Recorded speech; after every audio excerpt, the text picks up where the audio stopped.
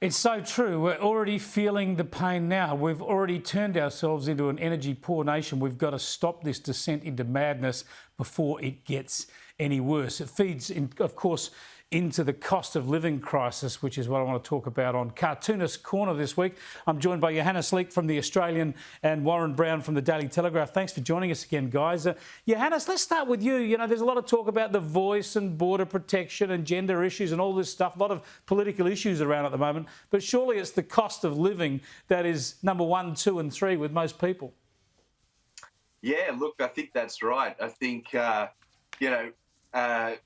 there's a lot of emphasis on symbolism and gestures and virtue signalling and so forth. But when the rubber hits the road, as they say, I mean, conversations around the famous kitchen table, it's people talking about, how much money's left over after they've paid the mortgage, paid the rent, paid the petrol prices and all the rest of it. So, yes, I think this is biting pretty hard. And it was interesting to see Philip Lowe sort of under the gun yesterday. Sort of conjures up images of, he's trying to sort of destroy the village in order to save it or something. But it's not an exactly right. unenviable position to be in. That's the thing about putting up interest rates. It's deliberately designed to cause pain. It causes pain to avoid other pain. You talk about cost of living, Warren, as being a barbecue stopper. With the gas crisis, you could have the ultimate barbecue stopper and no gas at all. Let's just have a look at question time today, because the opposition have been trying to hammer cost of living all week. Energy bills have soared, rents have increased, grocery costs are rising. Why do Australian families always pay more under Labor? Interest rates are rising higher than they otherwise would, and Australian families are paying an extra $18,000 a year on a typical mortgage. The Prime Minister is failing Australians because he doesn't have a plan. Why do Australian families always pay more under Labor? Yeah, this is the vomit theory in work. It's going to resonate with people because that's what they're experiencing day to day, don't you think, Warren? Your readers will be feeling the pinch day in, day out.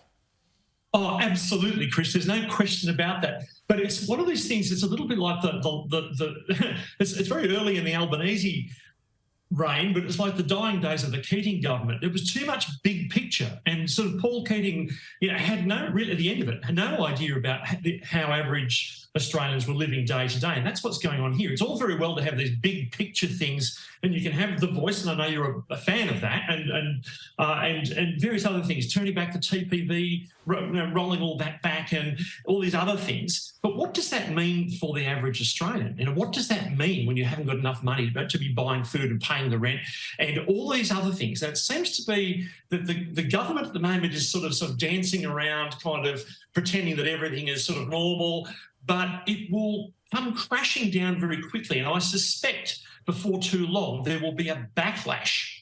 And I don't mean to sound really extreme about this, but if it happens in such a great scale, this could be a one-term government. I think you're absolutely right. I think it's all circuses, no bread at the moment, and the first sign of a backlash could happen at the Aston by-election, which will happen in the next month or two. And just have a look at this clip from the election campaign, because clips like this could feature prominently in any Aston by-election advertising campaigns.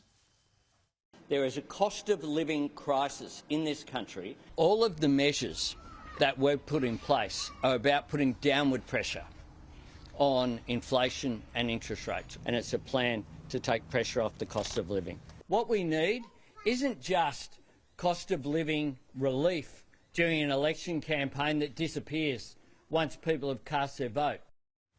Just amazing, Johannes, isn't it? I mean, strike me pink, a government that says one thing before the election and behaves in completely the opposite manner afterwards.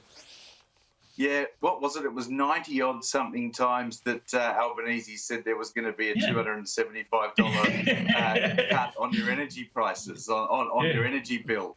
And, things are going in the complete opposite direction. Yeah, and, it does feel as though, average Australians are not getting much of a look in at the moment. This seems to be sort of governing for the chattering classes, lots of symbolism, lots of big picture stuff, as Warren said. But, what about the average Aussie who's sort of doing it tough, just trying to pay the bills? Don't count. They don't count. Now, talk about talk about electricity costs, the other thing they're trying to foist upon us is electric cars. Now, in Europe, they're looking like outlawing petrol cars in about a decade or so. We've got the same push happening here, Warren. Now, I know you love your cars, and who wouldn't want an interesting electric vehicle, but we should just be allowed to make our own choices here. But there's a concerted effort here by tax advantage and by regulation, and soon by flat out making petrol vehicles illegal. They want us all driving around these EVs. But they do. And look, I just love that little grab there of Chris Bowen there, because he seriously is he's someone who has absolutely no idea. However he got that portfolio, he must have drawn it out of a hat.